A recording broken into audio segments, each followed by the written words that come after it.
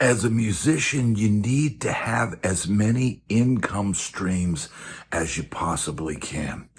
Today, I've got a great interview with my friend and drummer extraordinaire, Mike Radovsky, right? Now, Mike has figured out the way to get music on film and TV. And that's why this is an important must-watch interview. In this interview, he talks about the ways he broke into getting music on film and TV and how you can do it yourself. All right. Check out the interview, and I'm going to put a link to Mike's social media if you want to reach out to him and maybe need some help in this area. Reach out to Mike, and everybody check out the interview now. Boom. I am here with my good buddy, Mike Radovsky, who is an amazing drummer. But what we're here to do to talk about today is a way that you can increase your income streams as a musician. Mike has figured out the world of film and TV placement, right? But before we get into all that and ways that you can make extra money as a musician, give me a little bit of your background as a player. I know you told me a story once about Vinny Colaiuta sleeping on your couch or something like that. Oh, geez. Well, I didn't really, I've told you this a million times. I feel like I kind of started doing everything about 10 years too late. But I didn't really play professionally until I got out of college. I went to Boston University as a history major and then started studying drums at that point. So I lived in a house with 9 other guys, 1 bathroom, and they all went to Berkeley except me. And Vinny, it was right before he moved to LA, and he just crashed at our place for like 6 months. Wow. But in terms of my playing, I didn't really start until I got out of college. Wow. I was like kind of I basically been playing for, when I was going to BU, I'd been playing for like maybe 2 years. I couldn't play. Wow. And I had another roommate for a while who was a great drummer, who basically told me how much I sucked and I would never be a drummer. Wow. And one of the bigger thrills I ever had, I was like playing a gig around Boston, and he came to the gig and said, "Well, you fooled me." So, wow. Wow. So you redeemed yourself. Basically, and this is an important lesson for people out there. It's like Charlie Parker getting a cymbal whipped at him on stage because he wasn't playing up to the level of the guys on stage, and then he went and worked on his stuff. Boom, you did the same thing. I learned how to practice, and like the right stuff to practice, and it was, it was sort of like New York Light at the time. And there were so many great players, of every instrument, but drummers. I mean, at that time, when Vinny was around, Steve Smith was around, the Casey Sherrill, Kenwood Denard, guys that, became legends. And so it was, intimidating. And I studied for about a year with a jazz drummer named Keith Copeland, he played with Art Taylor, and he passed away recently. And just to get fundamentals. And then, but when I really felt like I grew as a drummer, I studied with a guy named Bob Gulati, who was a Boston legend, and he had a whole system for teaching. And it was literally, I had to practice 6 hours a day Wow. just to prepare to have him. And he was in, it's very different than what I experience now, like whether I've taught people or probably what you've seen is in Boston. If you could get with a good teacher, it was a privilege, not a, I mean, he had so many students that wanted to study with him that it wasn't like he's just going to take anybody and take your money. And if you ever showed up not prepared, you'd get the look. And then if it happened a second time, you'd get the talk, which is there's like 10 other guys that want this slot. Do you want to do this? So that was, you know, I credited that couple of years I studied with him to where I kind of got it together. Wow. That's an amazing thing, man. And to think about putting in that kind of practice to get, because man, you got to a point, man, you were in Nashville, you're as good as anybody in Nashville, and especially the way you tune your drums and the recorded sounds that you get. Where did you learn all of those things? That was just on the job training. I've always, there's certain drummers where their sounds really uh, appealed to me. And I always loved that. Well, different sounds, but like for pop and rock, that kind of big, tubby, toms with a lot of sustain, not using a lot of tape or, you know, things to muffle your. I mean, there are times, yeah, okay, you want to do the Ringo thing, so you do the tea towels, but just like if I had to pick, you know, die and go to heaven, my favorite drum sounds are probably still like Bob Clearmountain, like on, well, who hasn't he produced, but like on those Bryan Adams records and just big, massive, big Yeah. fat snares with a lot of crack. But Yeah. that, to answer your question, I just kind of figured out how to do it. Yeah. So, but thank you. That's nice. I do. And Well, if your drums really sound good, you don't really have to do a lot. I kind of learned that too. yeah. Like, that cult record, Sonic Temple? Yeah. Do you ever just like listen to it and go, just listen to the drums? It's all 1 and 3 on the bass drum, 2 and 4, not too many fills, and you just go think the drums just like are massive. Yeah. Yeah. When you play too much, especially on drums, and especially if you're thinking of wanting to play arenas one day, That's a good point too. all of that bullshit, as I'm going to say right now, I doesn't. held back. Sorry. Yeah, it doesn't translate, in that environment. And here's the deal, man. I know a lot of drummers in Nashville that have chops for days, right? But when it came time, if I was going to go record something or somebody said, hey, I need a drummer to go, do some tracks or this and that, I don't even think of these guys in that situation because I know the number one thing that you have to do is get a great drum sound. And it's going to be easier if you hire a guy that knows how to tune his drums. It's true. And I'll tell you, to your point about the arena thing, I was really lucky when I moved to Nashville. I'm kind of letting an era, I'll jump ahead, but when I moved to Nashville, I was like really lucky. Uh, I'd only been here, geez, less than 6 months, maybe 4 months.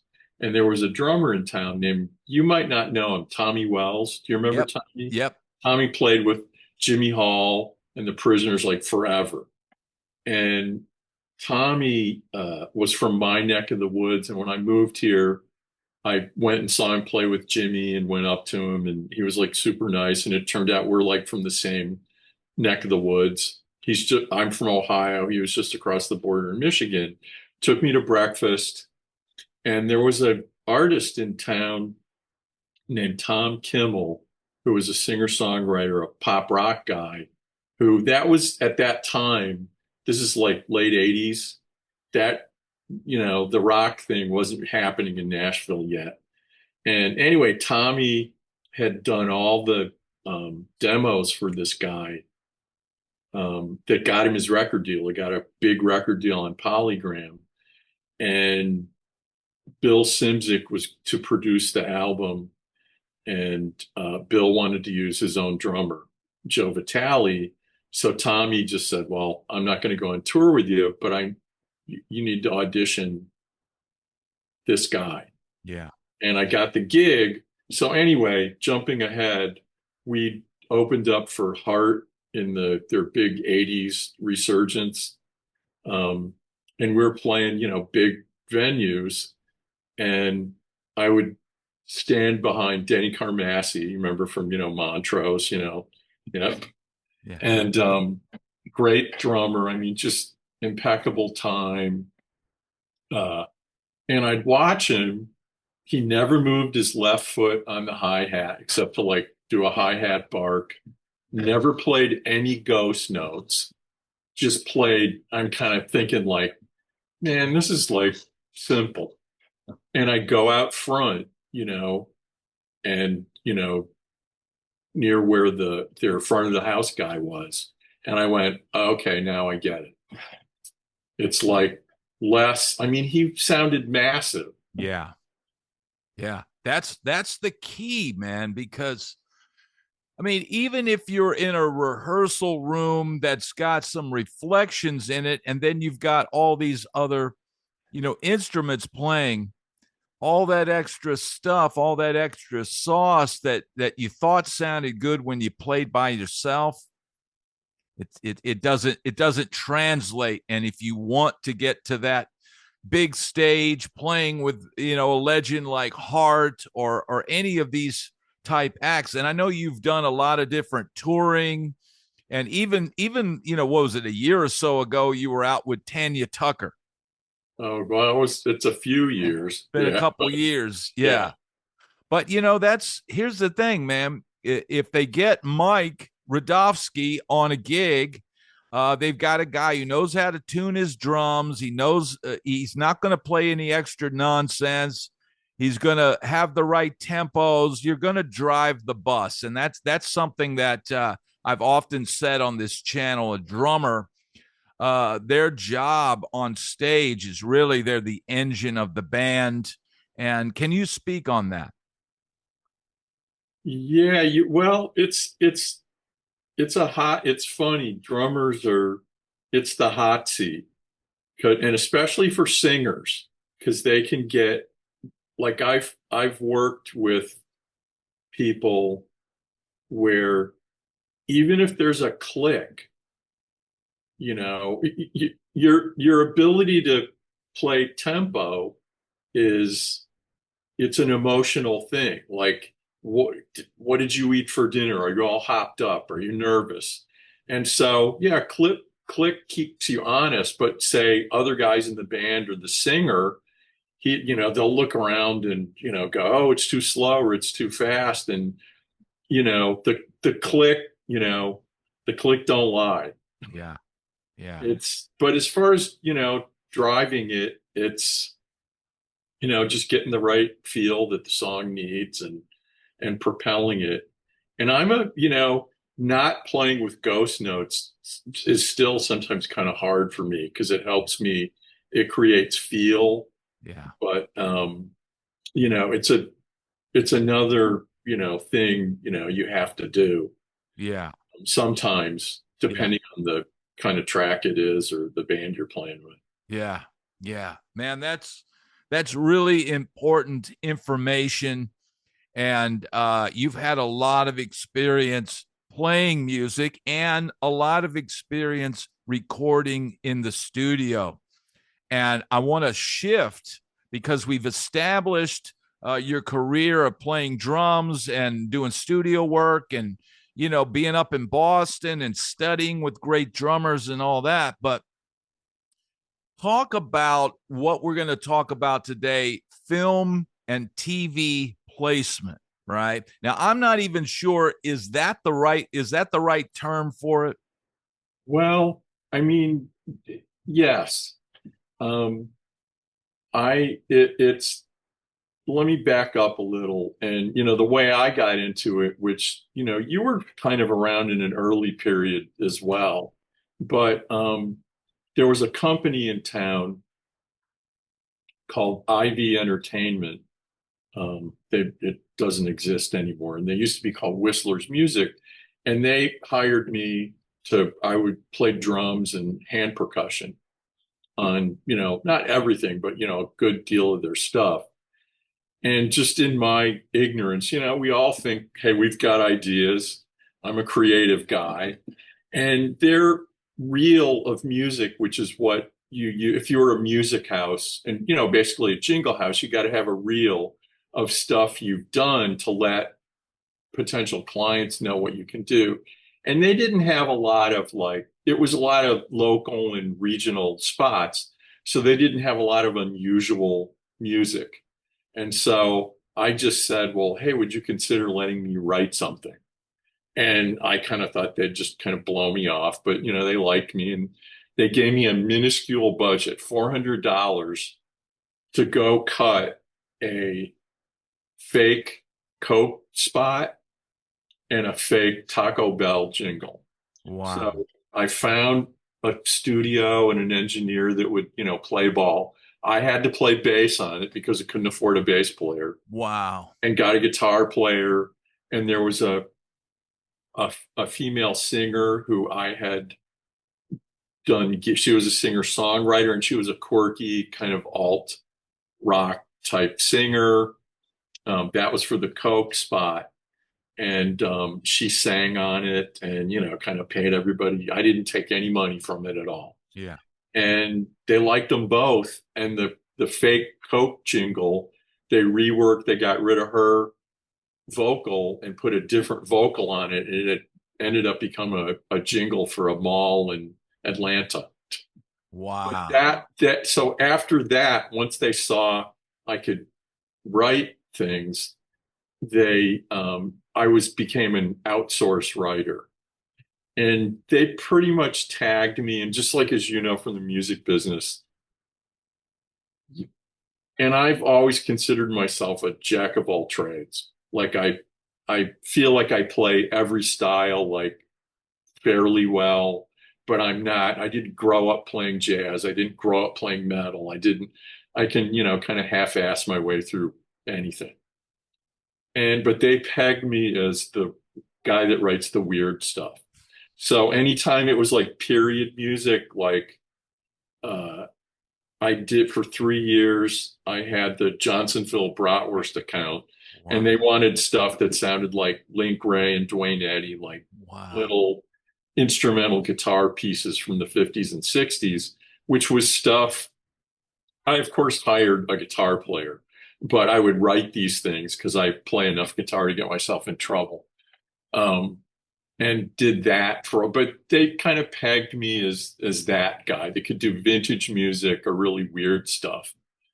And it used to kind of bum me out initially because it's they would have campaigns for, modern country or other things.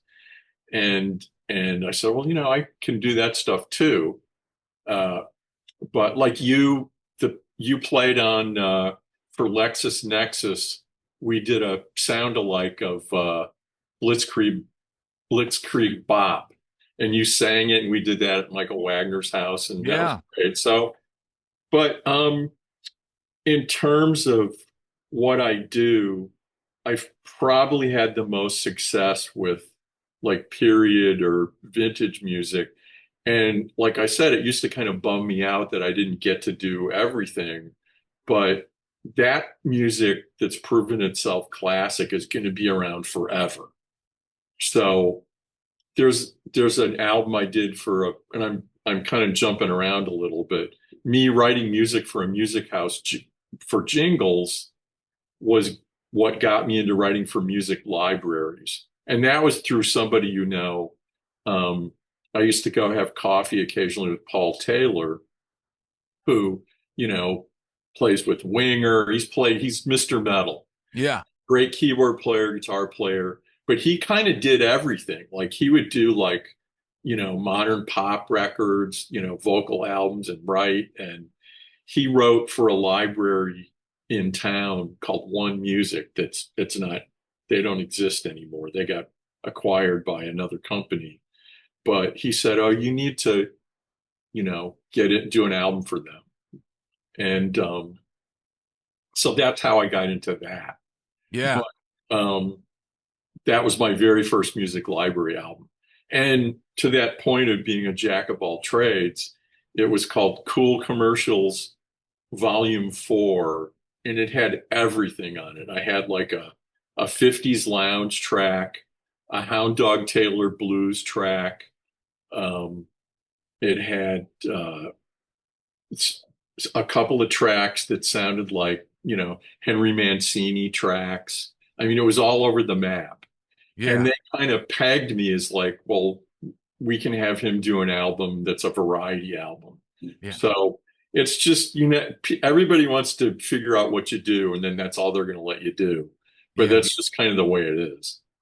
That's important right there. So first of all, you did get pigeonholed, but what happened was you found a niche. And it's the same thing with YouTube or social media or whatever. You find a niche and you find one that's going to work, right? And Yeah. then you work that niche. And the cool thing is it is a diverse set of niches, because you basically would get called to do what I would call everything else.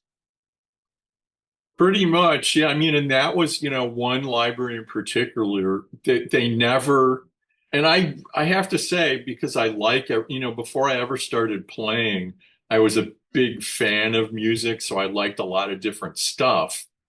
Um, I just didn't play it. But to do an album where every track is a different genre, it's sometimes, there's more involved in it. You got to get, if you're going to use other people, you got to get different people. And in this one library, that's literally all they used me for. And it was fun, but I just kind of thought, man, can't I just do like a rock album or a funk album or whatever, but, and you just go where the work is. Yeah. And that's important to is, here's the thing. We all have, strengths and weaknesses as players and stuff like that. And I also want to speak to the type of music that you're creating. I mean, here's the deal. If you're just got a bunch of your songwriting demos and you're trying to get it on commercials, that may or may not be something that's going to work for a commercial. I find that and I played on jingles as well. There was a place in town called Hummingbird Music, and they would call me to go over there, and I'd go over there and I'd play guitar and their stuff, right? And sometimes it would pay good, sometimes it would just be $75 or whatever. But here's the deal. Never once did I go over there and shred.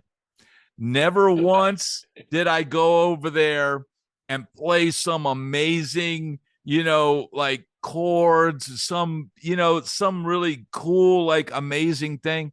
It's all essentially background music. Can you speak to that? Yeah, you gotta understand it's like that as much as, we like to think what we do is important. And it is. I mean, you watch, reality TV shows, it's like wall to wall music, but like what you're talking about, whether it's shredding or even just melody, is distracting under dialogue. So, and especially for jingles, like what you're talking about, there's always going to be dialogue. That's the commercial. Yeah. So you're just, when it comes to jingles, you're just kind of creating a vibe that seems to work, with the product. And it just, and I've always been like a big movie nut. Like you and me, we'd go see movies, and we saw, Apocalypse Now, Redux, and which has a really interesting score. And so I've always, and I'm a TV guy, so it's like I'm always like listening to like, well, what's going on behind the scene? Like what's the emotion, created by the music that matches with what's going on in film, in the visuals. So that was kind of an obvious, that's something I really liked. So, but if you're a songwriter, and what I tell people, if you're a songwriter, just to, and we're at these days, it's all about, alternate streams or extra streams of music, income, that like, what's the most bang for our buck for what we write? If you've written a song that's got a great vibe, cool groove, great bass line or whatever, obviously, if you've got the session, you can edit it down to say it's just maybe just a rhythm track. Or if there's like a vibey, synth pad under it that you kind of think makes a vibe, yeah, just take your vocal off or anything that you think might be distracting to a voiceover, and you've got potentially something that can be used. Though there has been for the past several years like a trend in library music. Like you didn't know me as a songwriter per se, but I've had to become one because that's what one of the libraries I wrote, have done several albums for now. They said, we're this from here on end, we're going to be basically devoting 2/3 of our any new albums we do are going to be songs. Yeah. With lyrics, what they call top line. In the music library world, it's called top line. What would top line be? The lyrics, like you write a song that's got a lyric. Like more recently, you played on that classic rock album I did for that library. Yeah. Yeah. So I had to, kind of start writing lyrics. I mean, I'd done it a little bit before, but I had to really, when you got to do a whole album, it's like, dang. Yeah. Yeah. Get it together.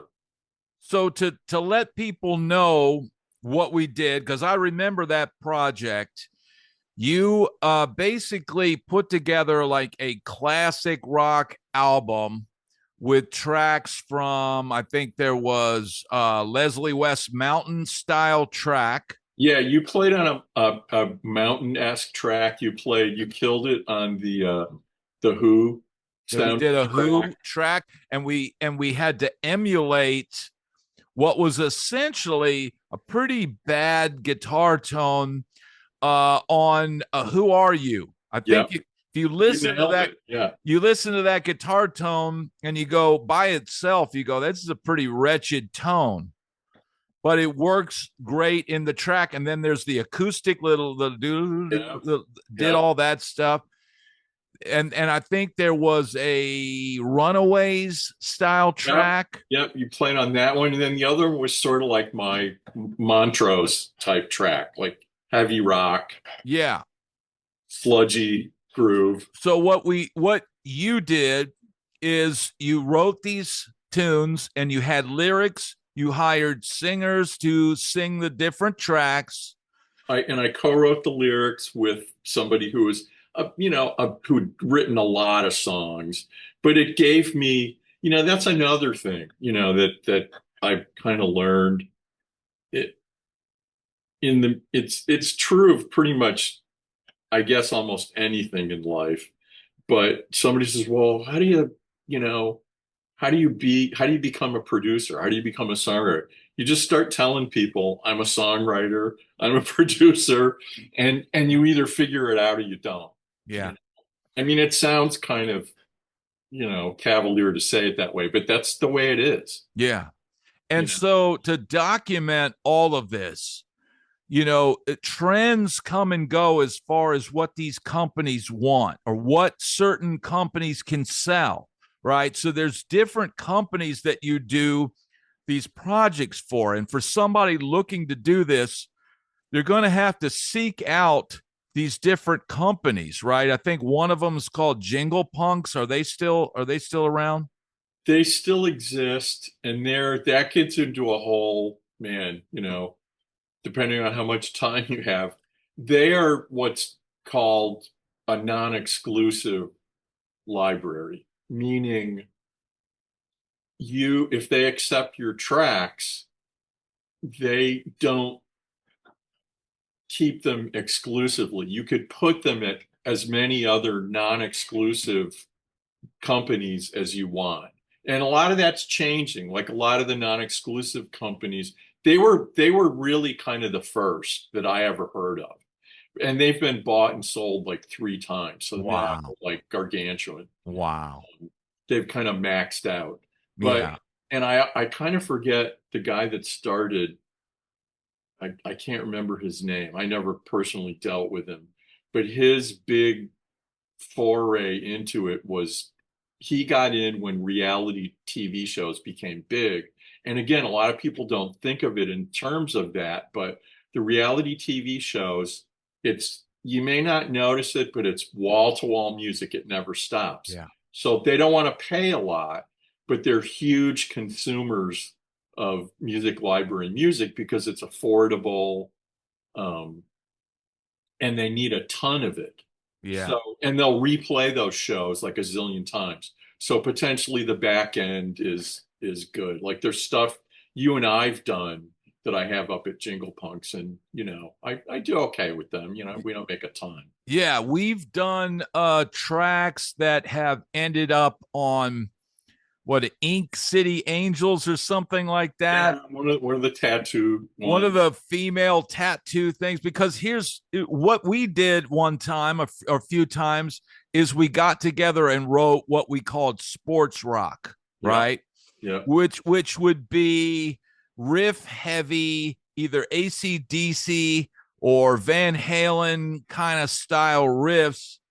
And we didn't put vocals on it at the time because the trend was no vocal, yeah. right? And for sports, that's still the way it is. And that one track we did where I kind of do like intro to, like Zeppelin's rock and roll, that one, they're real fast, but it ended up being more of sort of like an AC/DC feeling Yeah. track. Um, Man, well, you probably saw it in your latest BMI statement. It's just, you just never know. Like one track's gonna pop, and that's in basketball, baseball, football, you know, it's been used like a bazillion times. So here's the deal for anybody who goes, well, what have you done? Chances are, if you've watched sports in the last 2 or 3 years, you've probably heard I think it's an AC/DC Yeah, style track, and I think we called it Thunder Sticks or something like that's that. it. Thunderstick. Yeah. Thunder Sticks. So, every now and then, and I talk about mailbox money on the channel, but every now and then, like the other day, I looked and the BMI royalty dropped, and I get a surprise in my bank account. It doesn't come in the mail anymore. Back in the day, you'd get a surprise check and go, "Oh, woohoo! I could go buy groceries today." And now you get a direct deposit, right? And when I get that report, a lot of times I'll look through it and I'll go, "Oh, cool! I was on some golf channel nonsense." Oh, Yeah. cool! And there was another one we did that ended up on Mo Rocca's, America's Inventors or Innovation, something. Innovation Nation. Innovation Nation, and I'm seeing like little. I ended up going online and watching a little clip and go, "Yep, there's our track," just like snuck into the episode. Well, Innovation Nation was a really good one for me, and sadly, they're not. It's over. I mean, they're showing like old ones, but they're not making new ones anymore. But in that show and you never know, like it's the editors, the video editors, if they like you, they'll go back to that well. Yeah. You know, if they go, oh, and that's another thing. Like if you do what I try to do, if I do something like in a genre, like as we did, like sports rock, I'll do 4 or 5 because if they like one, they'll go, well, what else does he have Yeah. that's like that? Because so you want to give them at least a few. Yeah. But in that show, yeah, sometimes I had like 6 pieces Yeah. in one show. So think of it this way, and I can totally relate to this because when I'm editing video and I need like a transition, which is, a lot of times I've got my 5 or 6 little transitions that I constantly pull on, and I know they're in this one slot in my folder. So for these guys that are sitting in an editing room and they go, whatever your catalog is called in there, and they go, well, we had really good luck with this, and they're just boom, and they just grab tracks and go, yep, this works great. And like you said, you give them 4 or 5 of them. That way, if they like one thing, you've got 4 or 5 ready to go of a similar thing, and they can easily click and drag it into your project. Then once it airs, every time it airs, you get paid. And even way back when we did the Mike is the drummer on the Suitcase Pimps Love Is Grand album that we did way back in, I don't know, what year was that? 1999? I don't even want to think how long ago that was. I think that was maybe 99. I'm just guessing. But Mike got some of those songs placed. We pulled the vocal out, and there was international television series that ended up using one of the songs. I think "Love Is Grand." No, you know what? Okay, on that very well, this is, I'll back up a little because it was funny. It was a funny story, and it involved somebody that you actually dealt with as well. When Paul Taylor suggested I reach out to his connection at One Music, it was a woman named Tanvi Patel. She would, hire composers. And now this is going back to when, now everything, you just got to send people links and, we were beyond cassettes, but I called the company, I spoke to her, and because that's the other thing. I mean, it's the way I got started was a lot of cold calling, and you got to sell yourself. And I still don't think I'm particularly good at it, but you got to put your big boy pants on and, suck it up and, Gotta call, sound man. confident. And I told her, Paul suggested that I call you. I compose in a variety of different styles. And by the way, I have a lot of tracks. I sent her my reel, which was, I put it on a CD with examples of what I'd done for the Jingle House, because that's all I had at that point. And I said, and I have the ability to license some of these tracks that I did for the Jingle House if you're interested in them. And her response was, well, no, we're a custom music house. We would never use any existing track. So she was a little snobby. And so I didn't hear anything from her for about 6 weeks.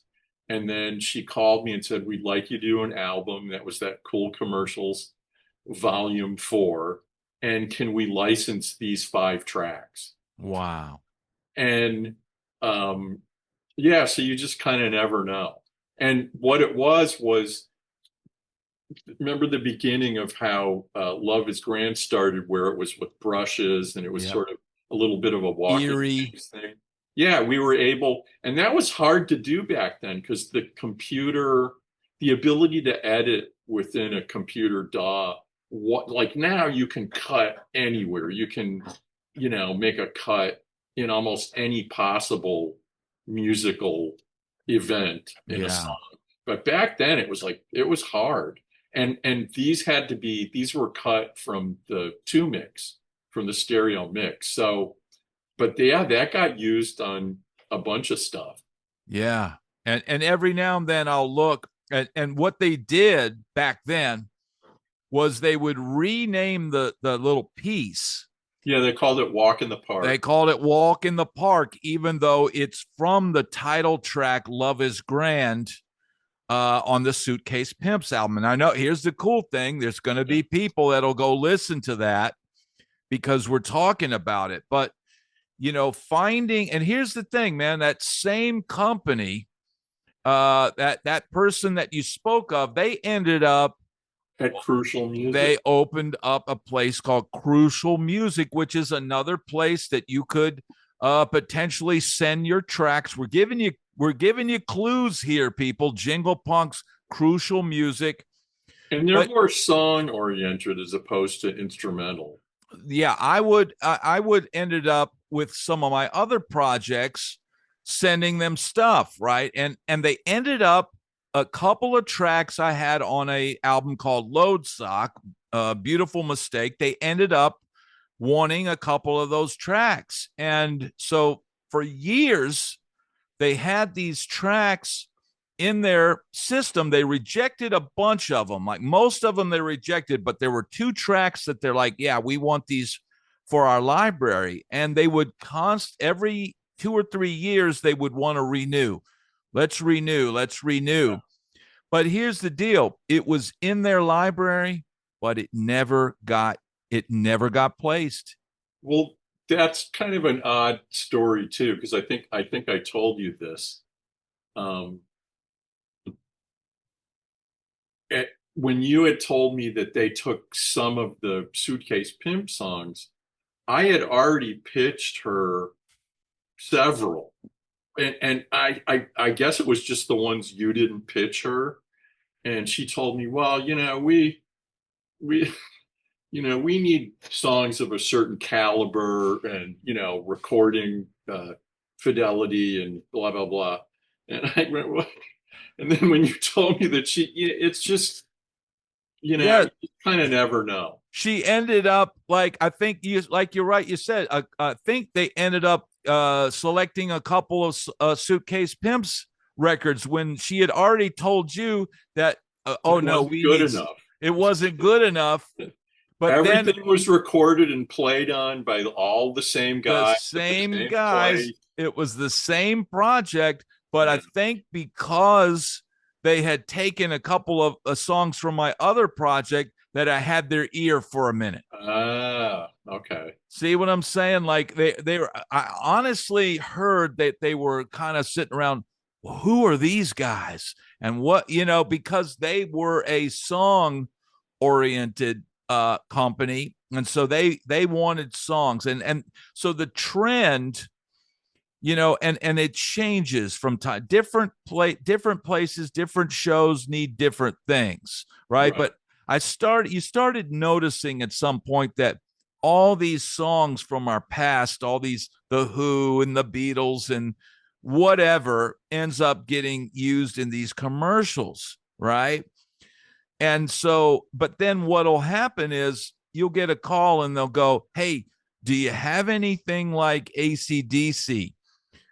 And because they want AC/DC, but AC/DC wants too much money. Well, there you go. And that's why I did that classic rock album that you played on within an obvious, and it's tricky because you want to the executive producer, that guy that, kind of finalizes everything. When he worked at a different library, he was involved in a few lawsuits. Like, so he was always a little extra paranoid about you don't want to get sued. So sometimes I don't think on any of the things you played on, but we had to do some tweaks to things, like whether it was like a vocal melody but that's the thing. It's like, well, there's two ways either a show or a commercial will get around paying the big bucks. They'll either come to somebody like me to write something that's, AC/DC like, or they will have somebody recut it and do like I think everybody's heard the Ozempic commercial where they've done like a perfect duplicate of that song from the 70s. I always forget the name of the band, but oh, it's magic. Yeah. So it turns into Ozempic. Yeah. I mean, they just like nailed it, but you don't have to pay. You never know at that point who owns the publishing, who owns the master, and all that stuff is like really important, and some, in the old days, big rock bands they thought it was somewhat beneath them to have their music licensed for commercials. But that dam kind of broke in like the mid 90s. Like Yeah. there was a legend, the way I heard it was whatever the new version of like Microsoft was coming out that year in like 95, Bill Gates wanted to use Start Me Up. And the Stones at that point had never licensed anything.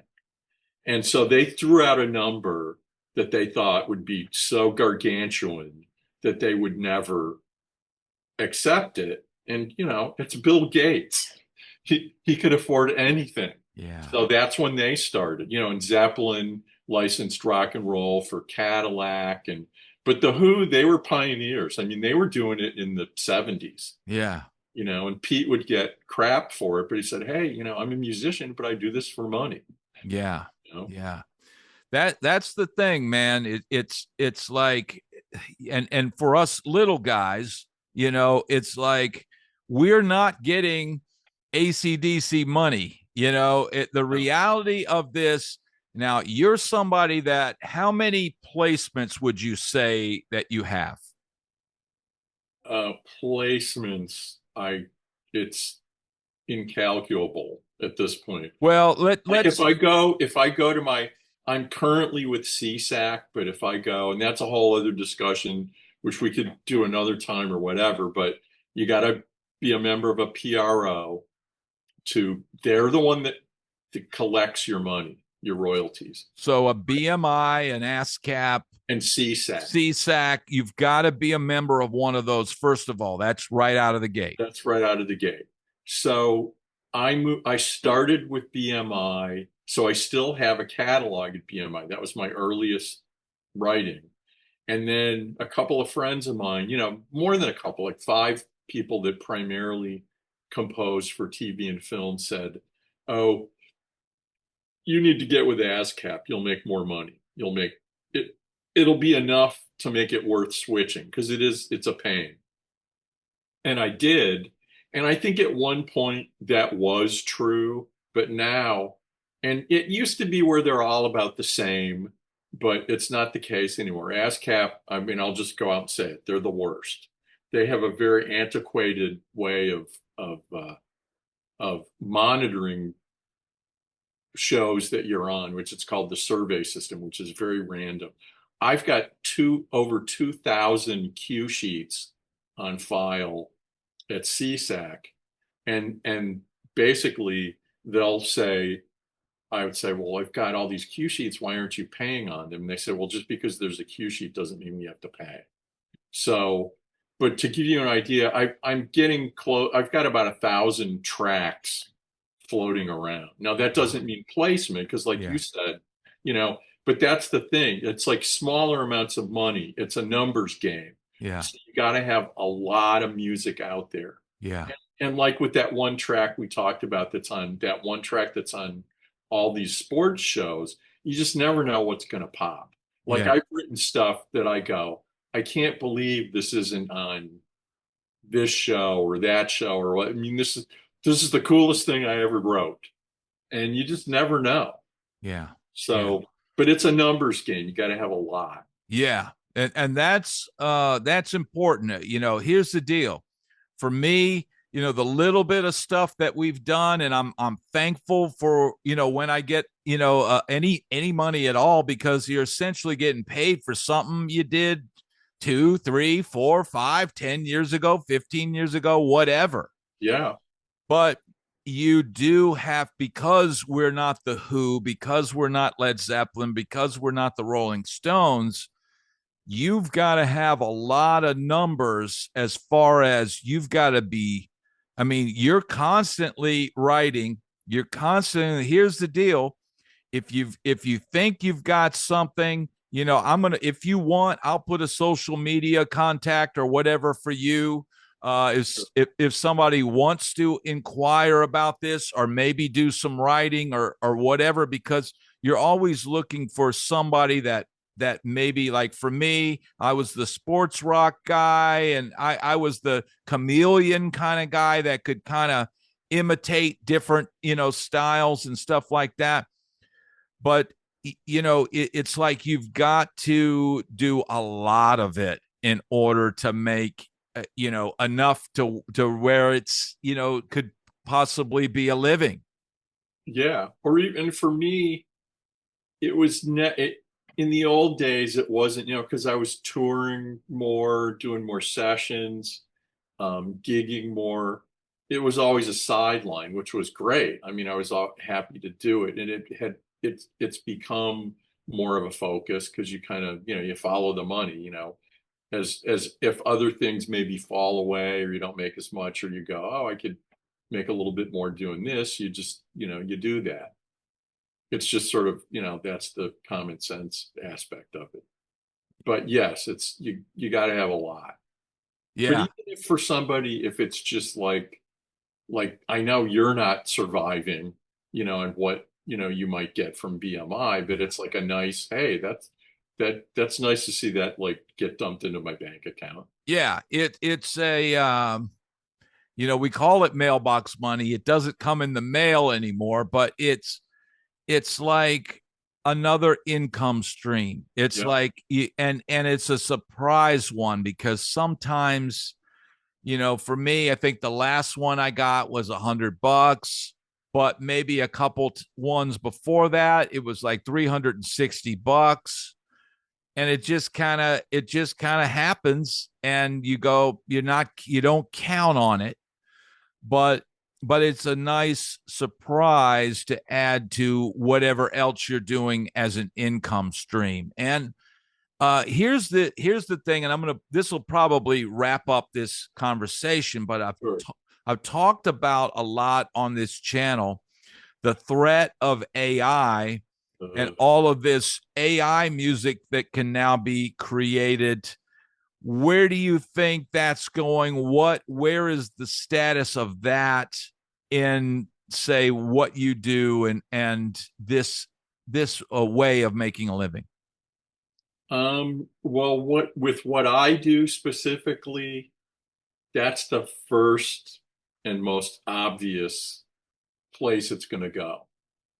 Though I think we had talked about it. I'm sure your listeners are all aware of Rick Beato, Yep.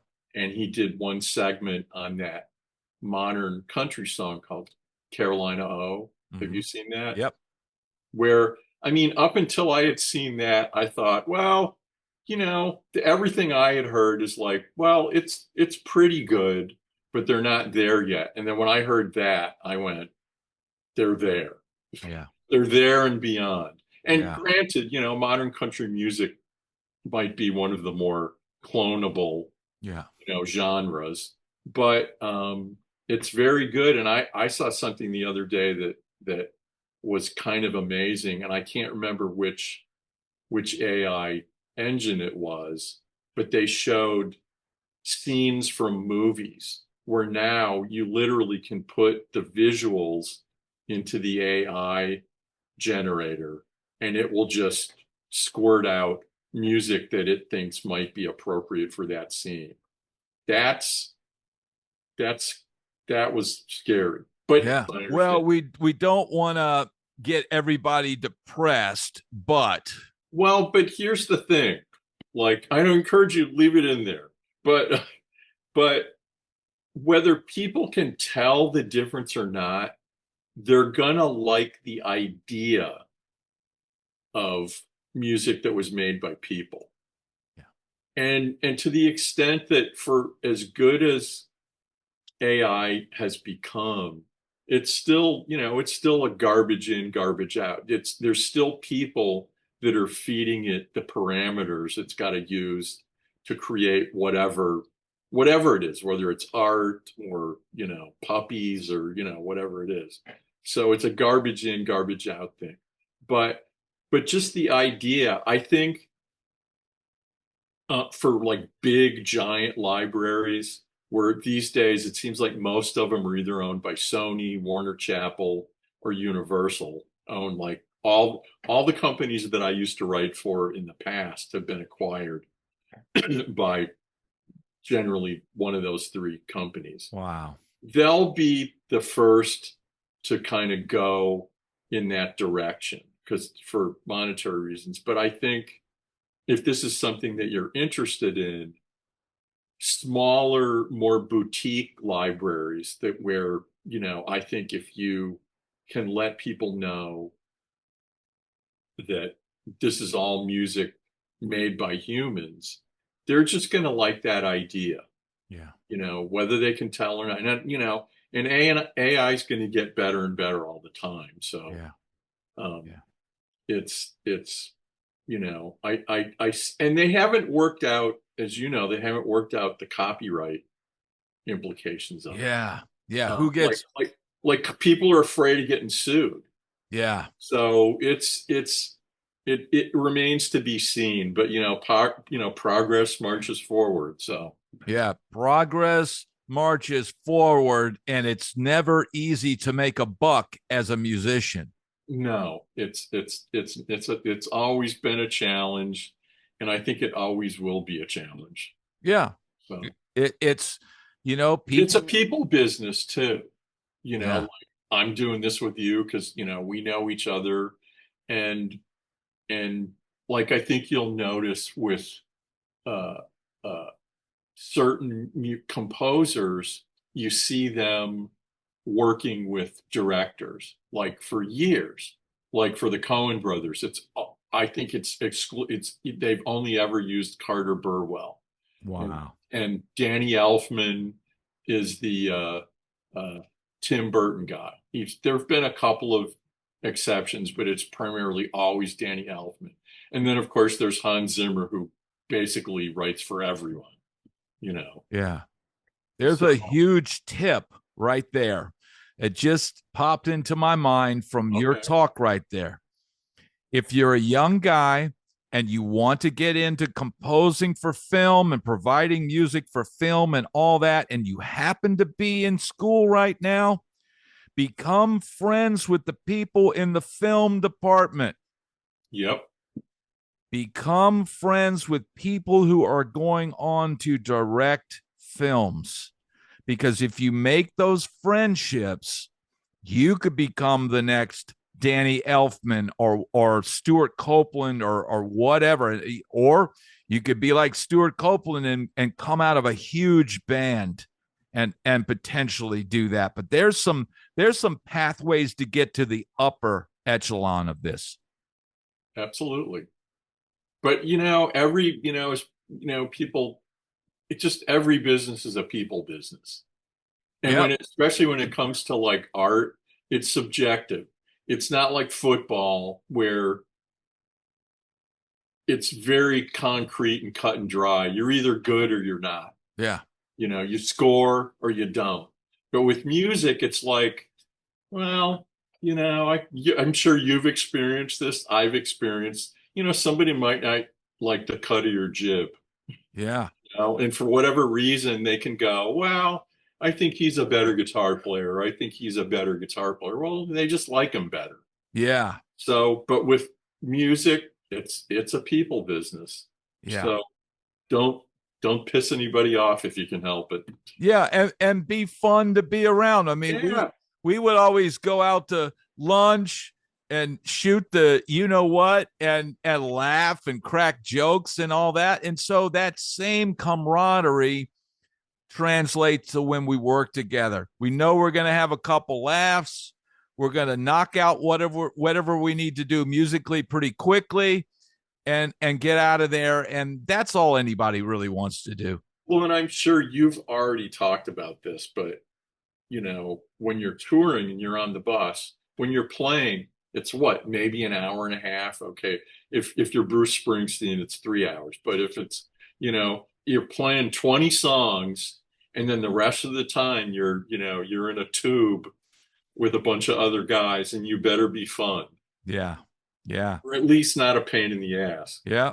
Yeah. All of the above, man. Well, man, this has been awesome.